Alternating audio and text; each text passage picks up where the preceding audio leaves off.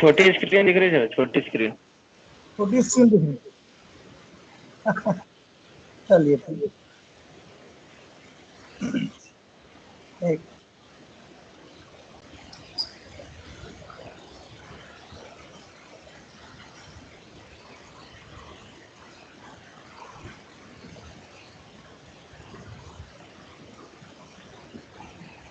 दिख रहा है क्या सर? दिख रहा है ब्रेन? क्या दिख रहा है ब्रेन में आपको? लेटरल व्यू दिख रहा है?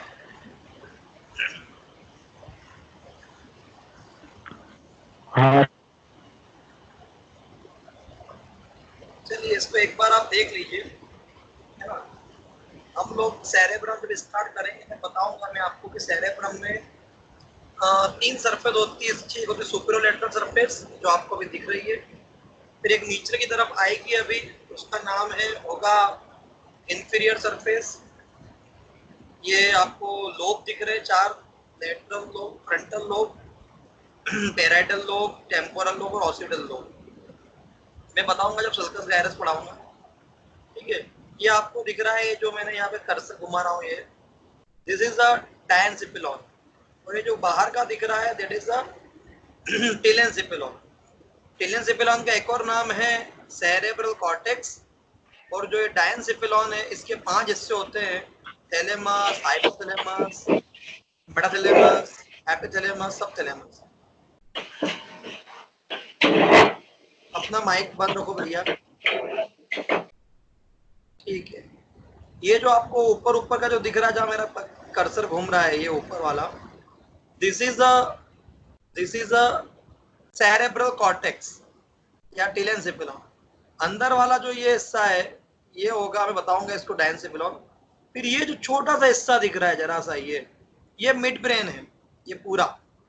इसमें टेक्टम, जहाँ पे मैंने कर्सर घुमा रखा है, tectum, tegmentum, substantia nigra, crus cerebral, और इसी कैविटी को सेरेब्रल एक्विडक्ट बोलते हैं जहाँ पे मेरा कर्सर है। फिर ये ब्रेन स्टेम है जिसके अंदर मेटासिफेलॉन होता है, जिसमें पोन्स और सेरेबेलम आता है, और नीचे की तरफ आता है मेडुला ऑब्लंगोटा।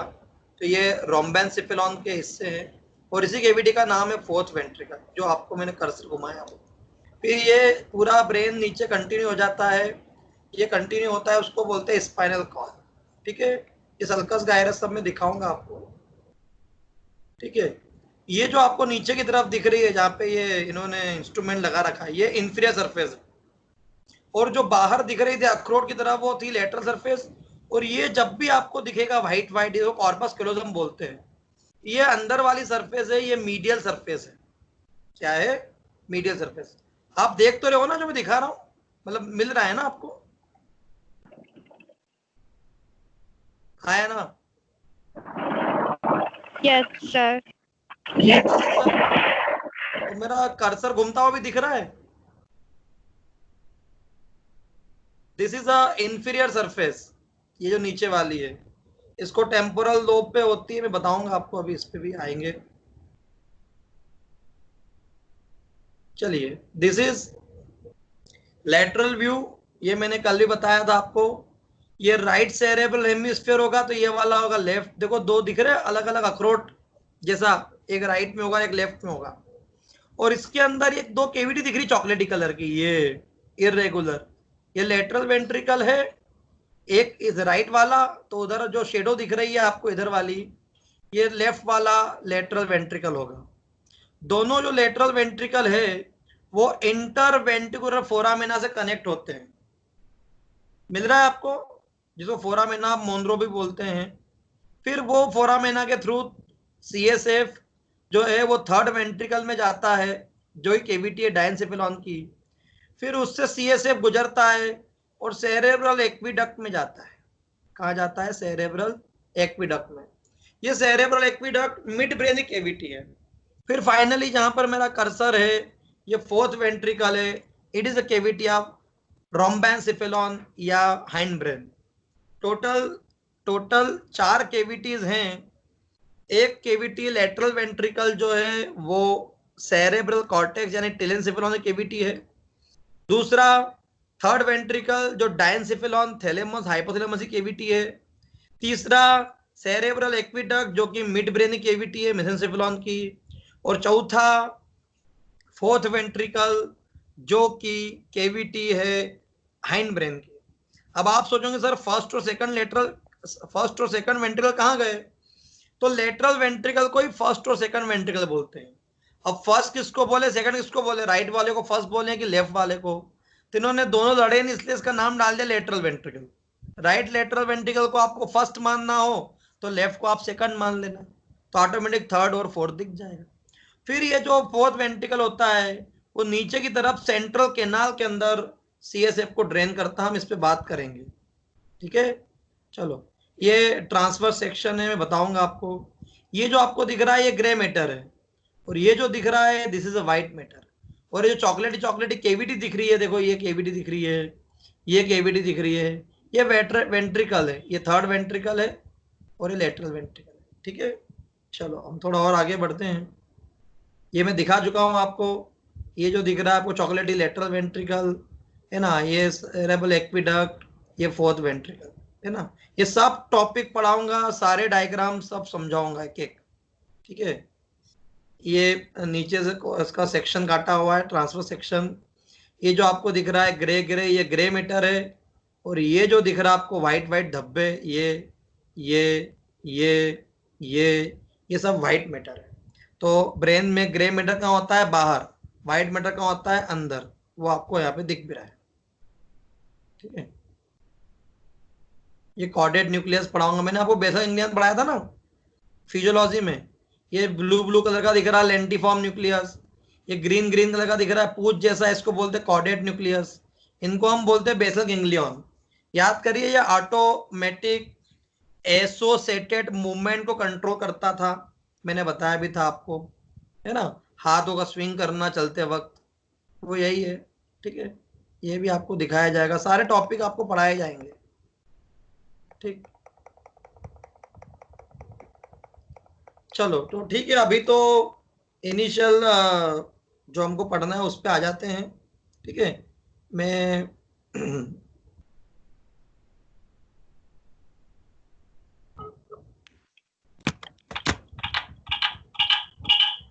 अब मैं दिख रहा हूं क्या?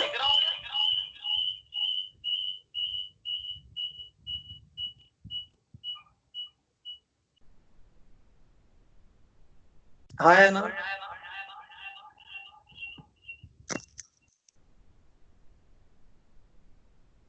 नहीं सर, आपकी फोटो दिख रही।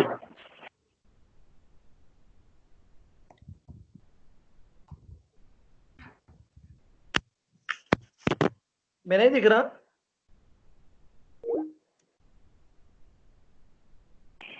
हाँ दिख रहे सर।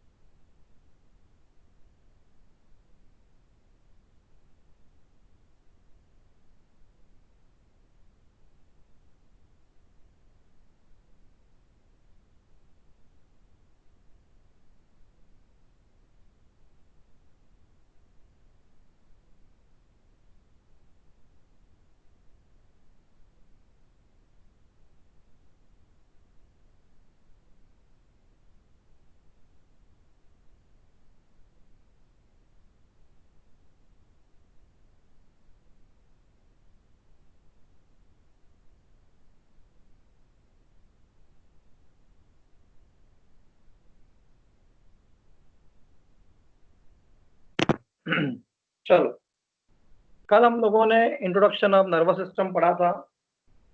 ठीक, अब हम जो नया टॉपिक स्टार्ट कर रहे हैं वो है सीएसएफ। मेरी आवाज आ रही है? Yes sir. ओके, और मैं दिख भी रहा हूँ? चलिए, यस सर। ओके, तो हम स्टार्ट करते हैं। Cerebro spinal fluid. ये सेरेब्रो स्पाइनल फ्लूइड जो है बेटा, ये आप सब जानते हैं, बहुत ही इंपॉर्टेंट है। चलो वापस स्टार्ट करूं। आज आप लोगों ने मैम की क्लास अटेंड क्यों नहीं करी?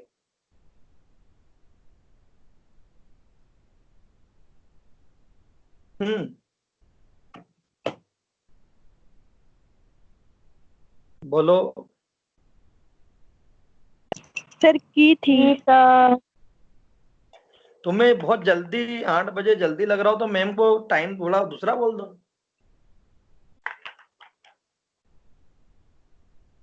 8 बजे उठने में प्रॉब्लम तो होती होगी, मैम को बोल दो थोड़ा शाम वाम को ले ले, या फिर बीच में कोई टाइम है उसमें ले ले, है ना? चलो, तो हम स्टार्ट कर रहे हैं सेरेब्रो स्पाइनल फ्लूइड। सबके पास मेरे नोट्स होंगे, ये फोटो दिख रही है सभी को? ठीक है, तो ये खरगोश जैसा मैंने अभी तुम्हें दिखाया भी था। चलो, तो कल भी दिखाया था, तो मैं स्टार्ट कर रहा हूँ CSF। ठीक है, सेरेब्रो स्पाइनल फ्लूइड क्या है बेटा? बेसिकली ये लिम्फ को रिप्लेस करता है नर्वस सिस्टम में। यानी मैं आपको मोटे तौर पे बोलूं कि जो लिम्फ होना चाहिए था, जो पूरे शरीर में सब जगह है, बट ब्रेन में नहीं है, तो ब्रेन में उस लिम्फ को का सब्स्टिट्यूट कौन है?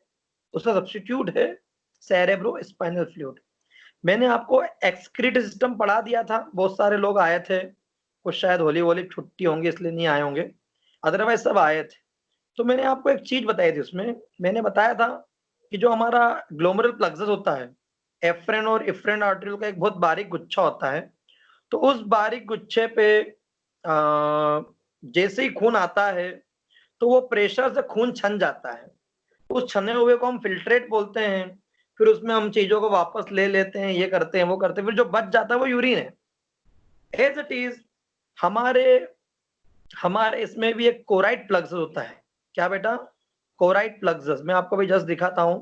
तो वो कोराइड प्लक्सस जो होता है, वो आर्टरी का एक बहुत बारीक गुच्छा है, और उस वजह से, उस गुच्छे की वजह से क्या होता है कि जब खून उसमें आता है तो प्रेशर से छन जाता है, और जो वो खून छन जाता है, पानी पानी जो निकल के बाहर आ जाता है, उस छने हुए को ही हम सेरेब्रो स्पाइनल फ्लूइड बोलते हैं। जैसे आप लोगों ने किडनी में ग्लोमेरुलर प्लक्सस में जो छाना था, वो फिर फिल्ट्रेट या यूरिन बन गई थी, एज इट इज हम इसमें जो छानते हैं, इसे हम क्या बोलते हैं बेटा?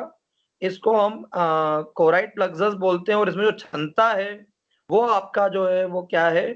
वो आपका, देखो मैं आपको फोटो दिखाता हूँ।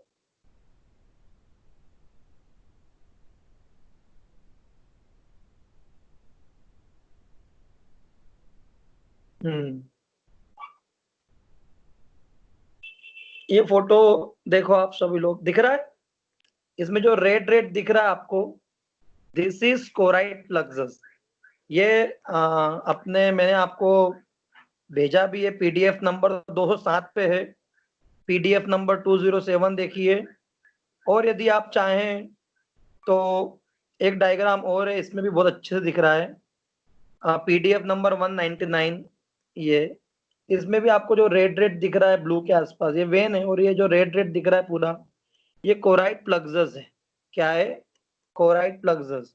और इस कोराइड प्लक्सस, इधर आपको फोर्थ वेंट्रिकल भी दिखेगा नीचे की तरफ, ये कोराइड प्लक्सस जो होता है बेटा, वो उसमें खून आता है, और खून इतने प्रेशर से आता है कि छन जाता है। इस छने हुए को ही हम सेरेब्रो स्पाइनल फ्लूइड बोलते हैं। जो लिम्फ के काम थे, न्यूट्रिशन प्रोवाइड करना, टॉक्सिक्स को रिमूव करना, इसके अलावा शॉक एब्जॉर्बर है। यदि सीएस से पानी भरा हुआ नहीं होता तो चोट लगती, तो शॉक एब्जॉर्ब की तरह बिहेव नहीं होता, हमें सर पे चोट लग जाती। ये सीएसएफ पे कुछ काम है, तो मैं पढ़ाता हूँ सीएसएफ, फिर हम आगे बढ़ेंगे।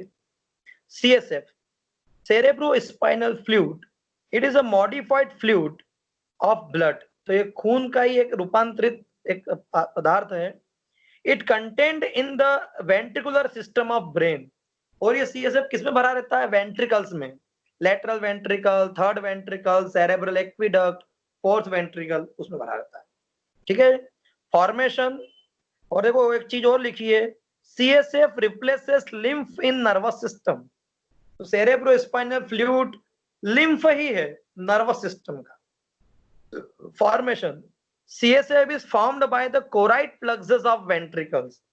Choroid plexus of lateral ventricle, choroid plexus of fourth ventricle. Choroid plexus जैसे मैंने ग्लोमेरुलर प्लेक्सस बताया था ना एफ्रेन इफ्रेन आर्टरी का, तो सेरेब्रल आर्टरी जो होती है, सेरेब्रल आर्टरीज, उसका जो गुच्छा होता है उसको बोलते हैं कोराइड प्लेक्सस। ये कोराइड प्लेक्सस में बहुत खून जबरदस्त प्रेशर से आता है और छन जाता है, इसी इसको हम बोलते हैं सेरेब्रो स्पाइनल फ्लूइड। CSF पढ़ा रहा हूं बेटा मैं, ठीक है।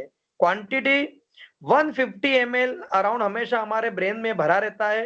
हालांकि 200 ml पर आवर इसकी स्पीड है बनने की, हर 1 घंटे में 200 ml बनता है और बन के फिर उसमें से वापस सब एब्जॉर्ब हो जाता है। हमारे ब्रेन में हमेशा कितना बड़ा रहता है, 150 ml। 200 ml नया बना यूज हो गया, फिर नया बना यूज हो गया, नया बना यूज हो गया, तो स्टोर कितना रहता है, 150 ml।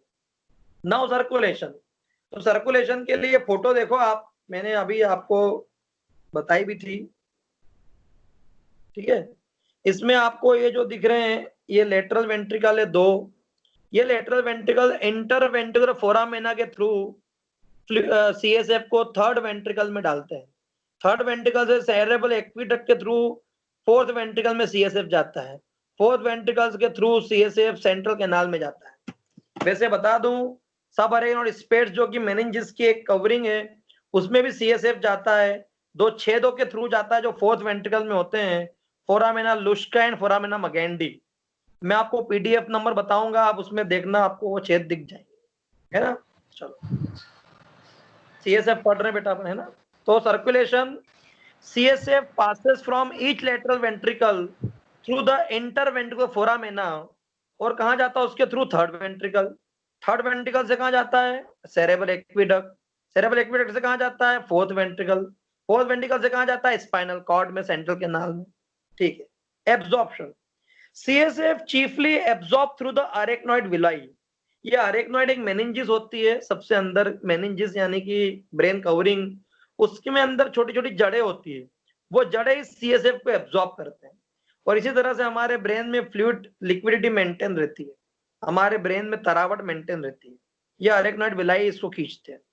Function, nutrition to CNS, हमारे ब्रेन का जितना भी न्यूट्रिशन होता है ब्लड के अलावा, जो मेनिंजिस वगैरह है, वेंट्रिकल के अंदर का आसपास का जो एरिया है उसमें पोषक तत्व CSF देता है, ठीक है। कुशन टू द ब्रेन, ये पानी भरेला है इसलिए झटका एकदम से हमारे ब्रेन को नहीं लगता, हमारा ब्रेन आपस में दोनों टकराते नहीं, बीच में क्या है, बीच में CSF है, तो देखो टकरा नहीं रहा, अभी CSF नहीं होगा, टकरा जाएगा, ध्यान रखना।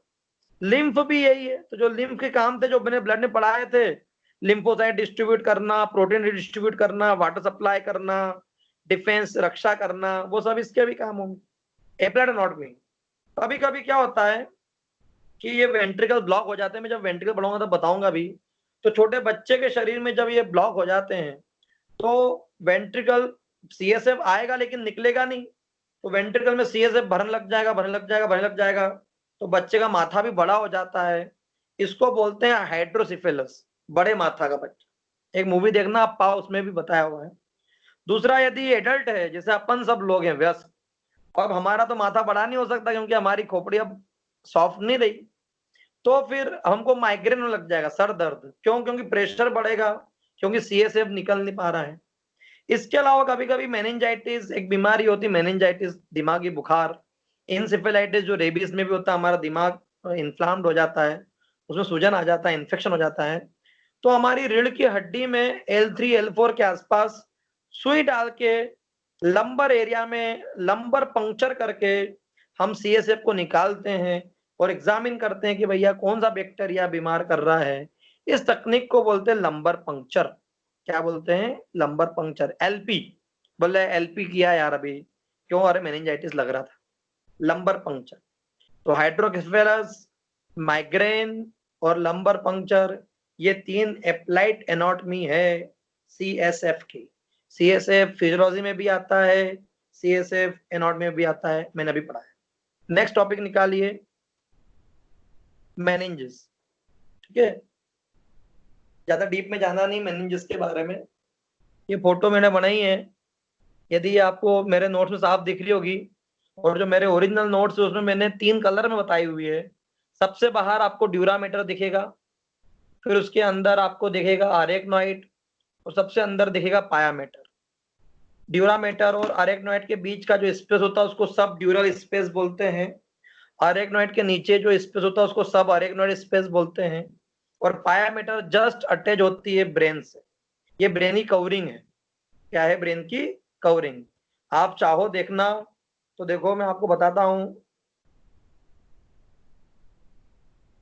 ब्रेन कवरिंग एक छोटे से डायग्राम में है जरूर वो। यस, ये देखो, इसमें जो उन्होंने काट ये जो इंस्ट्रूमेंट से निकाला हुआ है चाकू छुरियों से, ये ड्यूरामीटर का फोल्ड है। देख पा रहे हो? आपको बुक में दिख रहा होगा, आप लोग भी देख सकते हो। PDF नंबर है 187। ठीक है, ये देखिए, इसके अंदर भी आपको जो ग्रे कलर की ऊपर ट्रांसपेरेंट लेयर दिख रही है ब्रेन के ऊपर, एक covering, that is the meninges, arachnoid meninges. ठीक है, तो आपको ये पता होना चाहिए मेनिंजेस है। चलो हम स्टार्ट करते हैं वापस। ठीक, तो मेनिंजेस ये कभी 2 नंबर 5 नंबर में पूछ ले। वैसे फोल्ड ऑफ ड्यूरामीटर में आपको पढ़ाने वाला हूँ, जो रटना है, ये भी 2 नंबर में उसके नाम आते हैं। तो टोटल 5 नंबर में आ सकता है मेनिंजेस। मेनिंजेस, और ये आप लोग जब सेकंड ईयर थर्ड ईयर में पहुंचोगे तब इस टॉपिक का महत्व समझ में आएगा, क्योंकि एक बहुत इंपॉर्टेंट बीमारी आपको पढ़ना है, मेनिंजाइटिस। मस्तिष्क ज्वर, दिमागी बुखार बच्चों को बहुत होता है, झटके आने लग जाते हैं, बच्चे का सर दर्द होता है, उल्टियां होने लग जाती है, ICU में एडमिट करना पड़ता है। तो मेनिंजाइटिस नाम तो सुना होगा। तो CNS is highly protected and safely secured in the cranial cavity. हमारी खोपड़ी में हमारा ब्रेन बहुत सिक्योर्ड तरीके से रखा गया है, और ये security is enhanced by the 3 meninges. और इस सिक्योरिटी को 3 अलग अलग कवरिंगों ने, जो ब्रेन की कवरिंग है उसने और बढ़ा दिया। वो 3 कवरिंग के नाम है ड्यूरामीटर, अरेक्नॉइड और पायामीटर। ड्यूरामीटर खोपड़ी की तरफ है, सबसे बाहर की तरफ। पायामीटर सबसे अंदर की तरफ है, और बीच में है arachnoid. Dura mater, outer most covering of the CNS, just inside the cranial bone. खोपड़ी स्कल के जस्ट अंदर होती है, डेंस होती है, मोटी होती है, और डेड लेयर होती है। इसके 4 फोल्ड होते हैं। ये 4 नाम आपको पूछते हैं, 2 नंबर में रटना है, मैं कुछ हेल्प नहीं कर सकता। फॉक्स सेरेब्राई, सेरेब्रम के ऊपर जो ड्यूरामीटर का फोल्ड होता है उसे फॉक्स सेरेब्राई बोलते हैं, FALX, falx cerebri. Falx cerebelli, cerebellum जो होता है छोटे छोटे सा ना, छोटा दिमाग, उसकी जो कवरिंग का फोल्ड होता है उसको बोलते हैं फॉक्स सेरेबेलाई। फिर एक टेंट नुमा होता है सेरेबेलम और मिड ब्रेन के वहां पे, इसको टेंटोरियम सेरेबेलाई बोलते हैं। सेरेबेलम में 2 थे, फॉक्स और टेंटोरियम। और एक होता है जो कि जो एक मेमोरी ग्लैंड होती है, मेमोरी बॉडी उस पे होती है। देखो ये डायग्राम को गौर फरमाओ, मेरे नोट्स में भी है, जहां पर ये पिट्यूटरी ग्लैंड, पिट्यूटरी ग्लैंड की जो कवरिंग होती है ड्यूरामीटर की, इसे हम बोलते हैं फॉक्स सेरेबेलाई, फॉक्स सेरे डायफ्रेगमा सेलाई। और देखो यहाँ पर डायग्राम दिख रहा होगा आपको, ये तो फॉक्स सेरेब्राई है, ये फॉक्स सेरेबेलाई है, और ये टेंट नुमा जो मैंने बनाया हुआ है ये टेंटोरियम सेरेबेलाई है। मेरे नोट देखो ध्यान से, दिख जाएगा आपको। तो ये 4 फोल्ड होते हैं, fox cerebri, tentorium,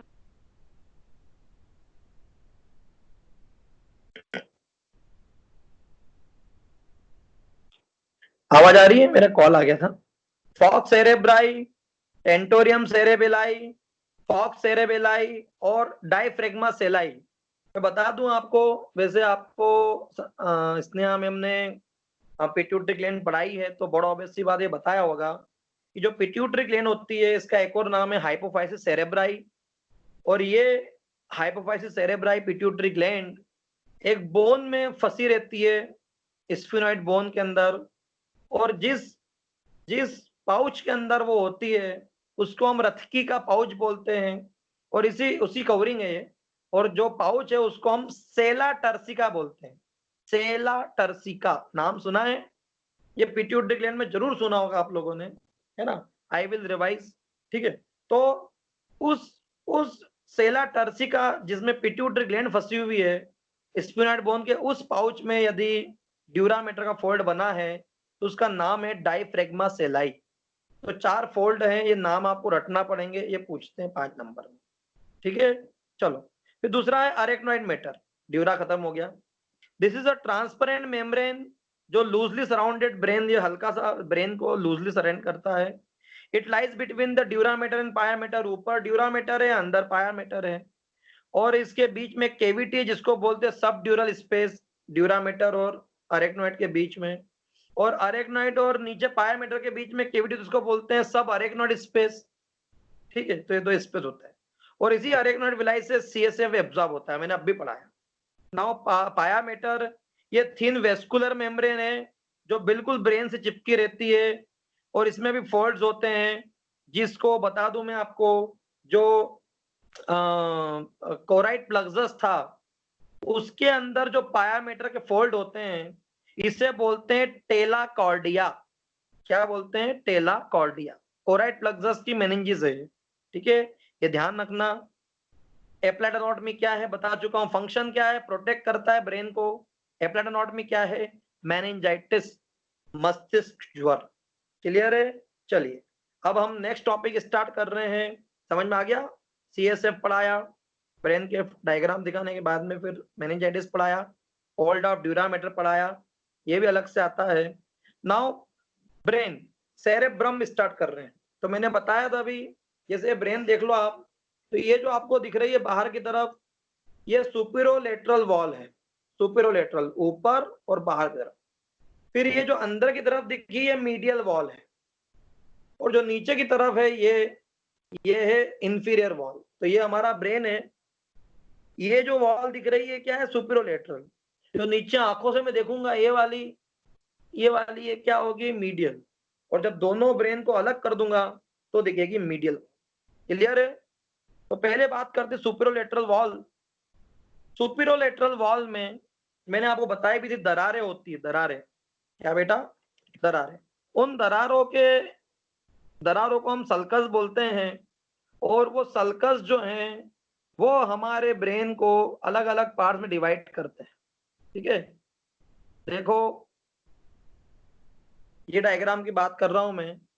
this is a superolateral wall. आपको एक दरार ये दिख रही है, ये वाली।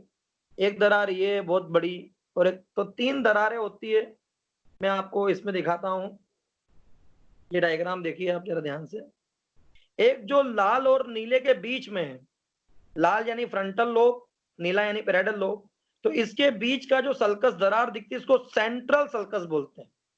क्या बोलते हैं? Central sulcus. फिर एक ये ऑरेंज और ब्लू कलर के बीच में जो दरार दिख रही है, दरार, इसको लेटरल सल्कस बोलते हैं। क्या बोलते हैं? Lateral sulcus. और एक इमेजिनरी लाइन होती है जिसका नाम है पेराइटो ऑसिबलो सल्कस। तो 3 सल्कस हो गए, सेंट्रल सल्कस, लेटरल सल्कस और पेराइटो ऑसिबलो सल्कस। इन 3 सल्कस ने इस फ्रंटल लोब को 4 हिस्सों में बांट दिया। मतलब इस पूरा सेरेब्रम को। फ्रंटल लोब सबसे आगे, ठीक है? फ्रंटल लोब सबसे आगे, फिर ब्लू वाला पैराइटल लोब, उसके बाद ग्रीन वाला ऑसिपिटल लोब और नीचे की तरफ आपको दिख रहा है ऑरेंज कलर का टेम्पोरल लोब। टोटल 4 लोब हो गए। ये 4 लोब है हमारे ब्रेन में। आप ये जो दिख पा रहे हो आगे ये फ्रंटल लोब है, ये जो पीछे है ये ऑसिपिटल, ये जो मैंने पकड़ा हुआ है ये है पैराइटल। और आंखों के नीचे यदि ऊपर देखेंगे हम लोग बेस ऑफ ब्रेन में तो आपको देखेगा टेम्पोरल लोब। क्या देखेगा? Temporal lobe. आप यहाँ भी देख सकते हैं, इसमें आपको 2 सरफेस दिख रही है। एक आपको ये वाली जो दिख रही है मीडियल सरफेस है और ये जो नीचे वाली दिख रही है ये है इंफीरियर सरफेस। क्या है? इस पूरी इंफीरियर सरफेस को मैंने और जूम करके बताया। तो this is inferior surface. Clear है? सुपीरियर सरफेस, ये जो बाहर दिख रही है सुपीरियर सरफेस है। अंदर की तरफ है ये वाली मीडियल सरफेस, और ये वाली जो दिख रही है आपको ये है इंफेरियर सरफेस। ठीक है, तो इसको आप जरा देखना, मैं कल आगे कंटिन्यू करूंगा। नेक्स्ट निकालिए फॉर्मेसी, फॉर्मेसी निकालिए। फॉर्मेसी में क्या पढ़ा दिया बेटा अपन ने?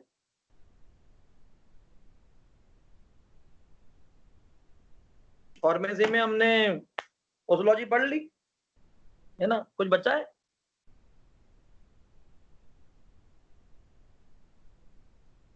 कुछ बचा है? No sir. Okay, prescription writing.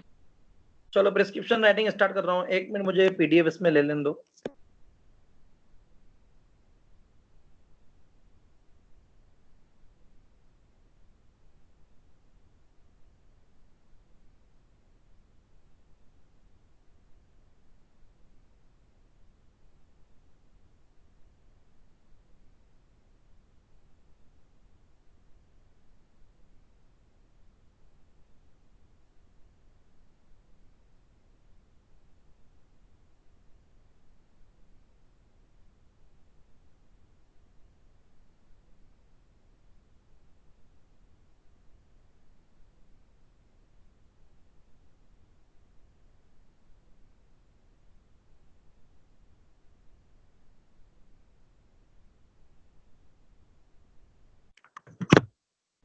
Okay, हाँ बेटा, मैंने आपको कल बताया था सिलेक्शन ऑफ पोटेंसी में कि 3 चीजें हमने को देखना होती है।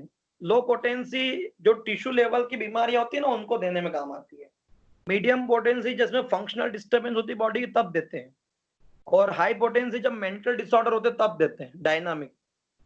तो जैसे मान लो मुझे एक्यूट टॉन्सिलाइटिस हुआ, एक्यूट बीमारी है, तो क्या मेरे टिश्यू इन्वॉल्व हो गए होंगे? मेरे टिश्यू सड़ गए होंगे 2 दिन में टॉन्सिलाइटिस में? नहीं।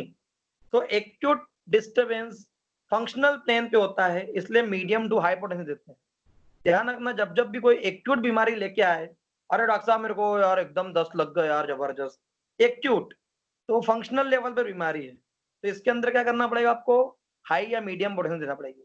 और कोई व्यक्ति बोल रहा है डॉक्टर साहब 20 साल से घुटनों में दर्द है, 20 साल से पेट दुखता है, पेट में गठान है, यहाँ गठान है, ये है, 20 साल से ऐसा हो रहा है, तो वो टिश्यू इन्वॉल्व जरूर हो गए होंगे, तो उसमें देंगे आप लो पोटेंसी। तो एक्यूट डिसीज में आप हाई देते हैं, क्रोनिक में लो देते हैं। ठीक है, फिर जिस जो एनर्जेटिक है, डायनामिक है, जो ससेप्टिबल है, बहुत जल्दी बीमारी ले लेता है, सेंसिटिव है, दुबला पतला है, उसको हाई पोटेंसी।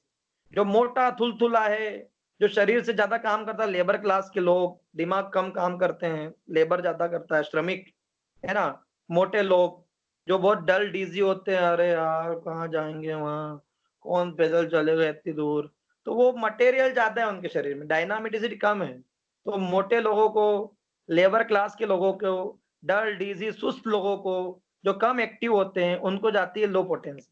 और जो दिमाग से काम करते हैं, डॉक्टर, इंजीनियर, वकील, जो दुबले पतले होते हैं, जो दिमाग वाला काम करते हैं, लेबर मतलब उनका ऑक्यूपेशन दिमाग वाला है, तो उनको जाता है हाई पोटेंसी। तो डॉक्टरों को अधिकतर क्या जाएगी? हाई पोटेंसी, वकील को हाई, इंजीनियर को हाई, लेबर मजदूरों को लो। क्लियर है?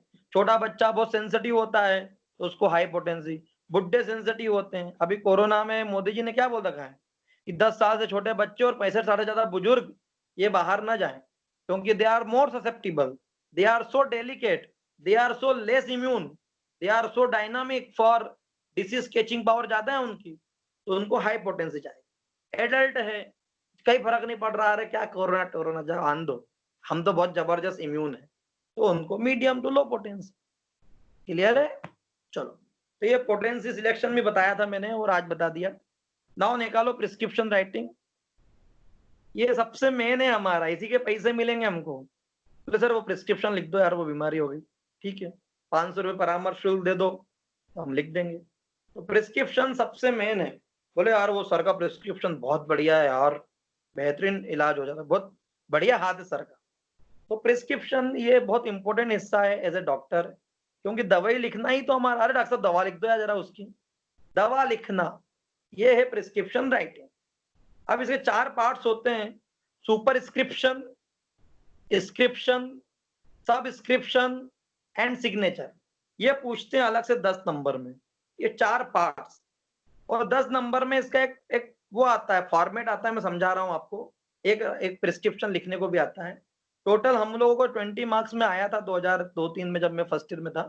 बट आपको 10-10 नंबर में कुछ भी पूछ सकते हैं, या तो पार्ट्स पूछ सकते हैं जो पढ़ा रहा हूँ, या फॉर्मेट जो पढ़ाने वाला हूँ। 4 पार्ट्स होते हैं। सुपरस्क्रिप्शन, सुपरस्क्रिप्शन मतलब कि स्क्रिप्ट, स्क्रिप्ट मतलब कहानी, मेन बात उससे ऊपर की चीज है। तो क्या होगा, इसमें नाम आएगा पेशेंट का, फॉर किसके लिए दवाई लिखना है, age, gender, address, mobile number. अब आप सोचेंगे सर यार ये नाम पते हैं, इनकी क्या जरूरत है? नाम से बहुत कुछ क्लू मिल जाते हैं कि भैया कौन सी जात धर्म का है। आप सोचेंगे सर जात धर्म से अपना इलाज क्या संबंध है? हम समझ सकते हैं कि वो उनका डाइट पैटर्न क्या होगा, है ना। जैसे मुस्लिम लोग जो हैं वो नॉनवेज ज्यादा खाते हैं, या फिर एल्यूमिनियम के पॉट्स यूज करते हैं, तो हो सकता है उनको एल्यूमिनियम टॉक्सिसिटी हो, अधिकतर वो कब्ज हो जाती है because of the aluminium toxicity. Second year में आप पढ़ोगे एफएमटी में, ठीक है। या कोई बोले जैन है तो वो लहसन वसन ही नहीं खा रहा है, हो सकता है उसकी हार्ट में प्रॉब्लम हो, या कोलेस्ट्रॉल ज्यादा बढ़ गया हो बिकॉज वो लहसन नहीं खाता, प्याज नहीं खाता। कोई ब्राह्मण है उसको विटामिन बी 12 D3 कम हो जाएगा, क्यों? शुद्ध शाकाहारी, विटामिन B12 और D3 तो नॉनवेज में मिलता है। अंडा भी नहीं खाता, दूध भी नहीं पीता, धूप भी नहीं खाता, विटामिन डी कम हो जाएगा। तो नाम और धर्म से ये फर्क पड़ता है। फिर थोड़ा ये भी फर्क पड़ता है, जैसे कोई जैन आया आपके पास, जैन आया या बनिया आ गए, है ना, थोड़ा सा, तो क्या, अरे यार अच्छा कहाँ से हो साहब आप? अरे अच्छा अच्छा अच्छा, आप तो साकेत नगर रहते हो, अच्छा इंदौर में। एड्रेस और नाम तो समझ सकते कि यार साकेत नगर तो बहुत पॉश एरिया है। तो बोले हाँ हमारा बंगला है 4000 स्क्वायर फीट का, अच्छा अच्छा। लेकिन हमारी वो आपके बाहर का क्लिनिक के बाहर पार्किंग ज्यादा अच्छी नहीं, मेरी मर्सिडीज आ ही नहीं रही है। अच्छा मर्सिडीज भी है, तो उसके भी दो फायदे हैं। एक तो हमारी फीस अपन थोड़ी बढ़ा देना, नहीं तो सस्ती दवा दे दोगे तो काम नहीं आएगी उनको, क्योंकि अमीरों को लगना चाहिए कि 40,000 खर्च नहीं करे तो हम ठीक कैसे होंगे। थोड़ी फीस बढ़ा देना, दवाई बढ़ा देना। दूसरा, जैसे कोई साकेत नगर की महिला आई है जो अमीर है और उसको एनीमिया है, मैंने देखा एनीमिया है उसको, तो मैं उसको बोलूंगा अंजीर खाइए मैडम, आप ड्राई फ्रूट्स खाइए, एप्पल खाइए, ये।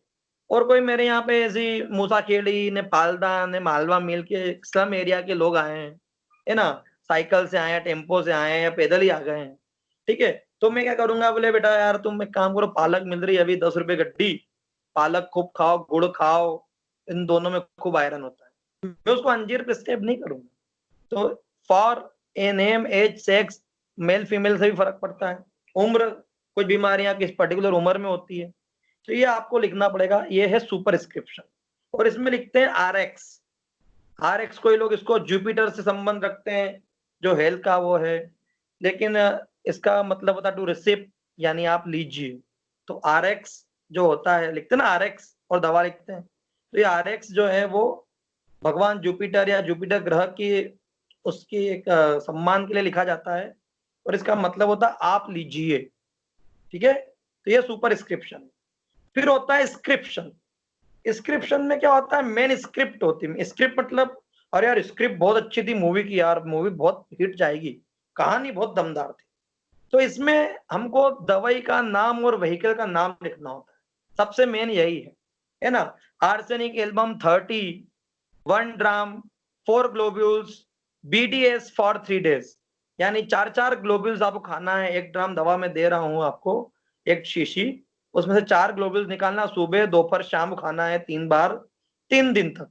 या BDS बोला है सुबह शाम खाना है 3 दिन तक, 5 दिन तक, 10 दिन तक। तो ये जो है दवाई और व्हीकल, ये जो है वो लिखा रहता है इसके अंदर स्क्रिप्शन, सबसे मेन यही है। फिर होता है सब्सक्रिप्शन। इसमें कंपाउंड और डायरेक्शन होते हैं कि भैया ग्लोबुल में डालना है दवाई, कि शुगर आप मिल्क में देना है, कि ऑलिव ऑयल में देना है, कि वेस्लिन में देना है, कि ग्लिसरीन में देना है, कि पानी में देना है, कि एल्कोहल, जिसमें तुम्हारा मन उसमें दे रहे। तो direction to the compounder, vehicle pattern, dosage, repetition, ये सब किस में रहता है बेटा, सब्सक्रिप्शन में। Now last, signature. इसके अंदर जो है वो डॉक्टर सिग्नेचर करेगा, उसका रजिस्ट्रेशन नंबर, डेट लिखा होगा, साथ साथ में एडवाइजेज होगी कि आपको सोनोग्राफी कराना है पेट की, आप यूरिन टेस्ट कराएं, ब्लड टेस्ट कराएं, है ना, आप कच्चा प्याज न खाएं, लहसुन न खाएं जब हमारी दवाई खा रहे हैं तो, आप शराब न पिए, सिगरेट अवॉइड करें, ये न करें, वो न करें, कब वापस आए पैसे लेके दिखाने डॉक्टर को, they are the signature. Clear है? तो ये 4 पार्ट्स होते हैं, समझ में आ गया? सुपरस्क्रिप्शन पार्ट्स में स्क्रिप्शन, सबस्क्रिप्शन एंड सिग्नेचर। एक चीज और लिखी है प्रिंसिपल में, ये कैसा होना चाहिए आपका प्रिस्क्रिप्शन, तो ना ज्यादा बड़ा होना चाहिए, ना ज्यादा बहुत छोटा। 4 लाइन लिख दी और भेज दिया, वो भी गलत है। और 15-20 पेज का ही मत लिख देना, नहीं तो कंपाउंडर ढूंढता ही रह जाएगा डॉक्टर साहब दवाई कहाँ लिखी। तो ना ज्यादा बड़ा होना चाहिए, ना ज्यादा छोटा, कंसाइज होना चाहिए, टू द पॉइंट। कोई बहुत कहानी वहानी लिखना चाहिए, है ना। शेप वगैरह बता दिया, स्टाइल ऐसी होना चाहिए कि जो हमने बताया सुपरस्क्रिप्शन वगैरह वगैरह, और इतना व्यवस्थित होना चाहिए कि कंपाउंडर को बहुत इजीली समझ में आ जाए कि डॉक्टर साहब क्या दवाई बोल रहे हैं, व्हीकल क्या बोल रहे हैं, कैसे देना है, क्या करना है, सब कुछ ठीक है। लीगल होना चाहिए प्रिस्क्रिप्शन। लीगल कब होगा? जब डॉक्टर लीगल होगा। तुम प्रिस्क्रिप्शन लिख दोगे तो क्या लीगल होगा? अभी तो तुम 12वीं पास ही हो, फर्स्ट ईयर पास नहीं हुए, है ना। ठीक है, इसके अलावा ठीक है, इतना ही इसमें लिखा हुआ है। तो ये पार्ट्स हैं, पता होना चाहिए। चलो, एक मैं आपको पैटर्न बता रहा हूं, ठीक है, वो देख लीजिए। यस, मेरी बुक का एक मैं पैटर्न बता रहा हूं, आपके पास भी, सबके पास है, पीडीएफ मैंने भेजी।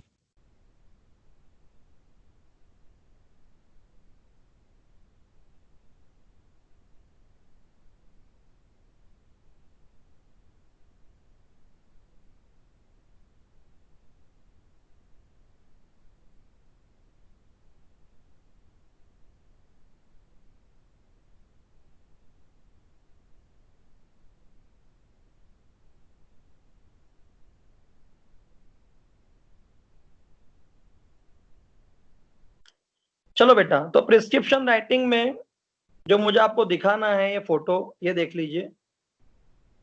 ये वाला पेज नंबर बता रहा हूं मैं, 256। मैंने इसीलिए पीडीएफ भी शेयर करी थी। तो इसमें लिखा है, क्वेश्चन ऐसा ही आता है, right a prescription for a lady suffering from menstrual disorder. ठीक है, तो महीना की समस्या है महिला को, तो चलो ग्लोब्यूल्स वाला लिख देते हैं, अगला वाला लिख लो शुगर ऑफ मिल्क वाला। ठीक, तो मास्टर सन, फॉर लिखा है, फॉर मास्टर संटू, एज है 6 साल, मेल है। अब मास्टर लिखा है तो मेल ही होगा। इसमें एड्रेस नहीं लिखा, मोबाइल लिखा नहीं, नंबर लिखा, आप लिख देना। और आरएक्स, ये सुपर स्क्रिप्शन है। सीना 30 दिए इसको अपन ने, पेट में कीड़े हैं इसको। 8 ग्लोब्यूल्स, 20 नंबर वाले ग्लोब्यूल्स दिए हैं। सेक्लेक 16 नंबर का जो पाउडर है वो दिया है उसमें। एफ एम एफ टी पल्व, अब ये देखो ये थोड़े से एब्रेशंस हैं। एम एफ टी पल्व का मतलब होता है आओ मिक्सचर बनाए, तो उसमें आपको 8-10 बूंदे सीना 30 की डालना है, 8 ग्लोब्यूल्स लेके शुगर ऑफ मिल्क में, और वो पूड़ी बनाना है। ठीक है, मेक 4 पैकेट, 4 पैकेट बनाना है। To be taken daily morning and night on empty stomach, सुबह शाम लेना है खाली पेट। ठीक है, किसने लिखा था? ये रंजन डे डॉक्टर साहब हैं, जिन्होंने 8/4/1992 को प्रिस्क्रिप्शन लिखा था, जिनका रजिस्ट्रेशन नंबर था 7589। तो आप किसी का भी एक मैंने जो बताया वो, या जो